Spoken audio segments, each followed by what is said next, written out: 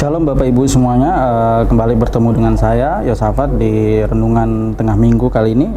Pada hari ini saya akan coba memberikan sedikit renungan yang kita bisa lihat di dalam Yohanes 9 ayat 1-11. Saya akan bacakan aja ya.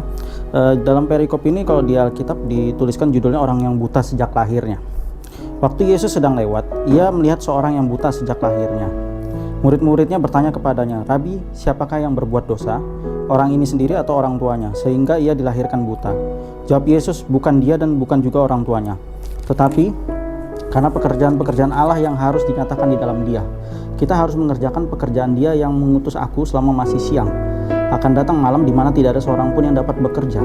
Selama aku di dalam dunia, akulah terang dunia." Setelah ia mengatakan semuanya itu, ia meludah ke tanah dan mengaduk ludahnya itu dengan tanah, lalu mengoleskannya pada mata orang buta tadi dan berkata kepadanya, "Pergilah, basuhlah dirimu dalam kolam Siloam." Siloam artinya yang diutus. Maka pergilah orang itu, ia membasuh dirinya lalu kembali dengan matanya sudah melek. Tetapi tetangga-tetangganya dan mereka yang dahulu mengenalnya sebagai pengemis berkata, "Bukankah dia yang selalu mengemis?" Ada yang berkata, "Benar, dialah ini." Ada pula yang berkata, "Bukan, tapi ia serupa dengan dia." Orang itu sendiri berkata, "Benar, akulah itu." Kata mereka kepadanya, "Bagaimana matamu menjadi melek?" Jawabnya, "Orang yang disebut Yesus itu mengaduk tanah, mengoleskannya pada mataku dan berkata kepada aku, 'Pergilah ke Siloam dan basuhlah dirimu.' Lalu aku pergi dan setelah aku membasuh diriku, aku dapat melihat." Oke, ini sangat menurut saya adalah sebuah diskusi atau dialog yang menarik dalam firman Tuhan, di mana kita bisa melihat bahwa di sini adalah orang yang sakit yang sejak lahir. Kita melihat bahwa penyakit di dalam konteks perjanjian baru dan lama ini akan sedikit berbeda ketika kita bisa melihat konteks penyakit di dalam kondisi sekarang, di mana sekarang kita melihat konteks penyakit sangat berkaitan erat dengan konteks yang lebih ketat, di mana itu kita terpengaruh dengan model-model medis. Tapi yang kita mau lihat dari sisi sakit penyakit daripada di dalam perikop ini, yaitu dari konteks Mediterania kuno, di mana konteks ini merupakan fenomena sosial dan yang hanya dapat dijelaskan dari sisi ekonomi, politis, dan agama. Karena dalam abad pertama Mediterania, sakit biasanya dikoneksikan dengan konteks sosio-religius, konsep kudus tidak kudus, bersih tidak bersih. Sehingga akhirnya kita dapat melihat bahwa ini akan berefek kepada marginalisasi. Karena seperti ini yang bisa kita lihat seperti di Markus 1 ayat 40-45. Karena di dalam kita tahu sendiri bahwa kemasyarakatan orang-orang Mediterania di Israel dan sekitarnya, mereka itu sangat terkelompok ya. Mereka sangat diadik atau sangat terpengaruh dalam konteks-konteks kelompok yang sudah ketat. Artinya budaya, aturan-aturan itu sangat dilihat dari kelompok-kelompok tersebut. Inilah yang menjadikan mereka bahwa ketika ada satu anggota di dalam kelompok tersebut yang sakit, seperti orang buta ini, itu sama saja seperti hukuman mati bagi orang yang mengalaminya. Jadi kita bisa melihat bahwa sebetulnya model-model interpretasi seperti ini sangat banyak. Seperti Douglas berkata bahwa Allah orang Israel itu Allah yang memerintah. Mereka beranggapan tubuh manusia itu seperti peta.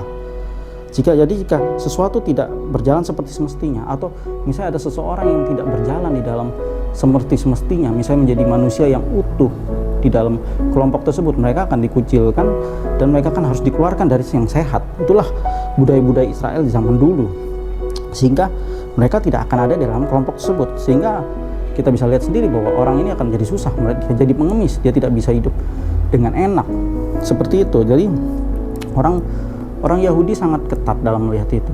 Bagaimana kita melihat bahwa kesembuhan ini nilainya bagi orang buta yang di perikop ini sebetulnya tidak 100% seperti apa yang kita pikirkan seperti saat ini.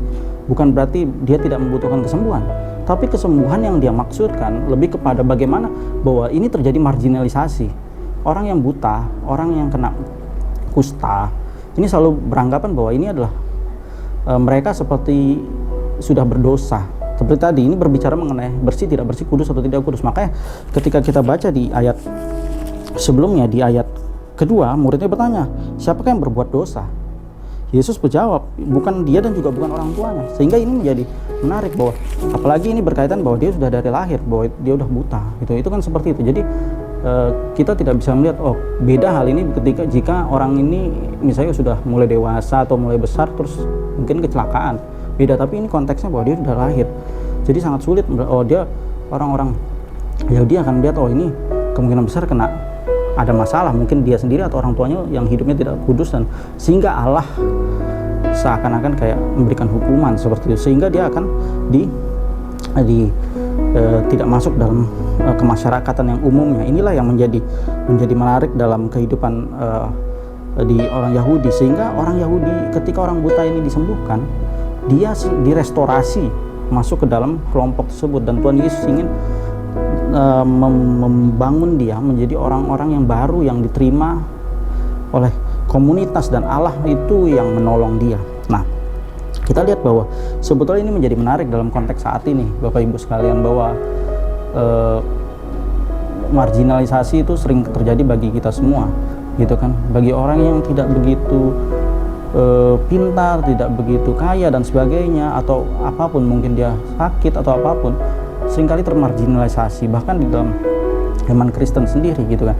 Nah, inilah yang Tuhan Yesus ingin kita untuk belajar sesuatu dari cerita ini, bahwa ada beberapa hal yang Tuhan Yesus inginkan, bahwa marginalisasi adalah bukan yang baik. Nah, karena ini sangat berkaitan dengan dosa. Kalau saya kembali tadi, bahwa di Perjanjian Lama catatan-catatan ini sudah ada, bahwa koneksi penyakit dan dosa itu ada, seperti 2 Raja-Raja 5, Ulangan 28 ayat 15.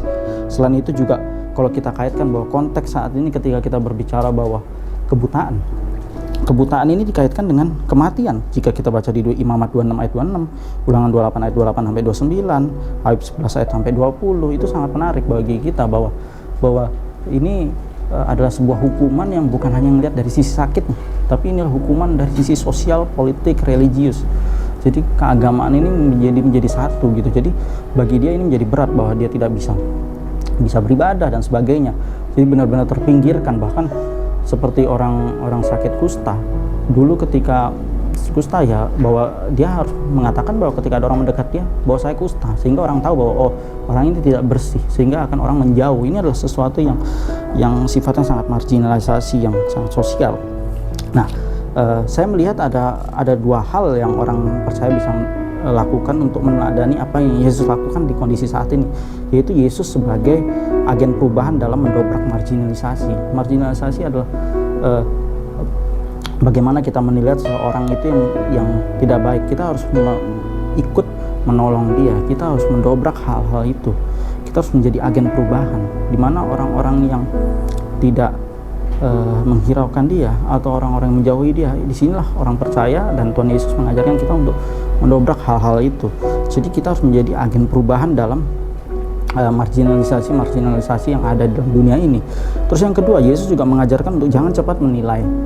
Artinya seperti tadi murid-muridnya bertanya bahwa siapa yang salah, langsung dia melihat bahwa apakah orang tuanya atau dia sendiri, dan Yesus tidak bilang bahwa kedua-duanya. Nah, inilah yang menjadi menarik, bahwa kita tidak perlu terlalu cepat menilai. Kita seringkali menilai bahwa ketika ada orang Kristen atau orang percaya yang sakit, atau orang percaya yang mengalami kesulitan, bahwa itu pasti dilihat bahwa ini pasti ada yang salah dalam dirinya, atau ada mungkin anggota keluarganya, sehingga dia merasa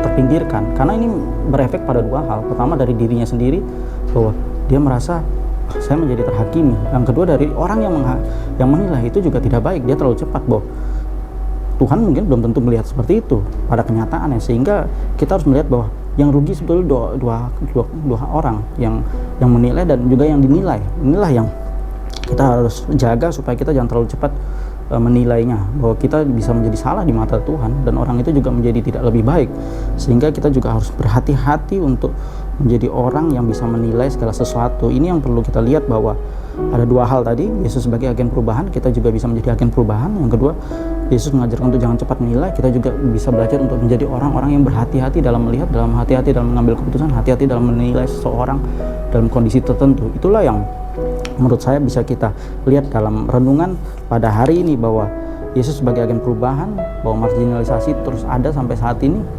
di mana kita sebagai orang percaya harus bisa sebagai agen yang merubah hal-hal itu, di mana kita adalah orang-orang yang dikasihi Allah, sama orang-orang yang diselamatkan, orang-orang yang ditolong.